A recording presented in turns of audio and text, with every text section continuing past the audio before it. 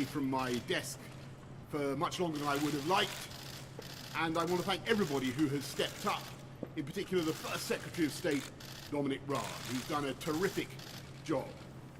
But once again, I want to thank you, the people of this country, for the sheer grit and guts you've shown and are continuing to show. Every day, I know that this virus brings new sadness and mourning to households across the land. And it is still true that this is the biggest single challenge this country has faced since the war. And I in no way minimize the continuing problems we face. And yet it is also true that we are making progress with fewer hospital admissions, fewer COVID patients in ICU, and real signs now that we are passing through the peak. And thanks to your forbearance, your good sense, your altruism, your spirit of community, thanks to our collective national resolve, we are on the brink of achieving that first clear mission to prevent our National Health Service from being overwhelmed in a way that tragically we have seen elsewhere. And that is how and why we are now beginning to turn the tide. If this virus were a physical assailant, an unexpected and invisible mugger, which I can tell you from personal experience it is, then this is the moment when we have begun together to wrestle it to the floor. And so it follows that this is the moment of opportunity. This is the moment when we can press home our advantage. It is also the moment of maximum risk, because I know there will be many people looking now at our apparent success and beginning to wonder whether now is the time to go easy on those social distancing measures. And I know how hard and how stressful it has been to give up, even temporarily, those ancient and basic freedoms. Not seeing friends, not seeing loved ones, working from home, managing your kids, worrying about your job and your firm. So let me say directly also to British business, to the shopkeepers, to the entrepreneurs, to the hospitality sector, to everyone on whom our economy depends.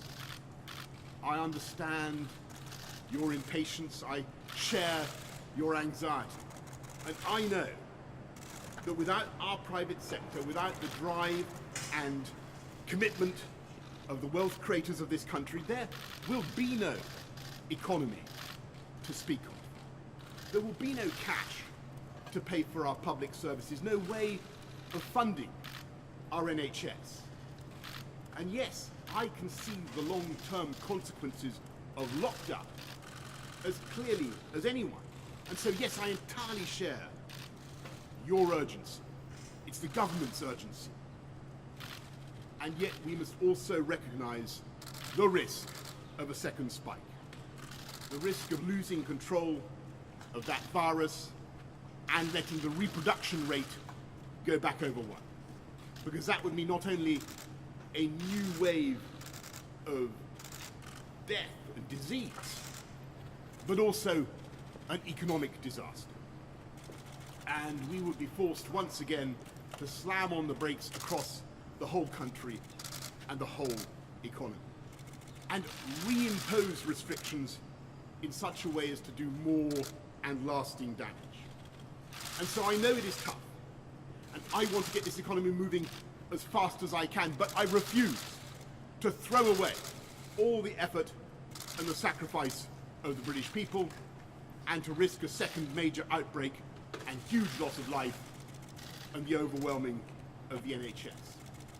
And I ask you to contain your impatience, because I believe we are coming now to the end of the first phase of this conflict. And in spite of all the suffering, we have so nearly succeeded. We defied so many predictions. We did not run out of ventilators or ICU beds. We did not allow our NHS to collapse. And on the contrary, we have so far collectively shielded our NHS so that our incredible doctors and nurses and healthcare staff have been able to shield all of us from an outbreak that would have been far worse. And we collectively flattened the peak. And so when we're sure that this first phase is over and that we're meeting our 5 tests, deaths falling, NHS protected, rate of infection down, really sorting out the challenges of testing and PPE, avoiding a second peak, then that will be the time to move on to the second phase, in which we continue to suppress the disease and keep the reproduction rate, the R rate, down, but begin gradually to refine the economic and social restrictions, and one by one to fire up the engines of this vast UK economy. And in that process, difficult judgments will be made. And we simply cannot spell out now how fast or slow or even when those changes will be made, though clearly the government will be saying much more about this in the coming days. And I want to serve notice now that these decisions will be taken with the maximum possible transparency. And I want to share all our working and our thinking, my thinking, with you, the British people. And of course, we will be relying, as ever, on the science to inform us, as we have from the beginning.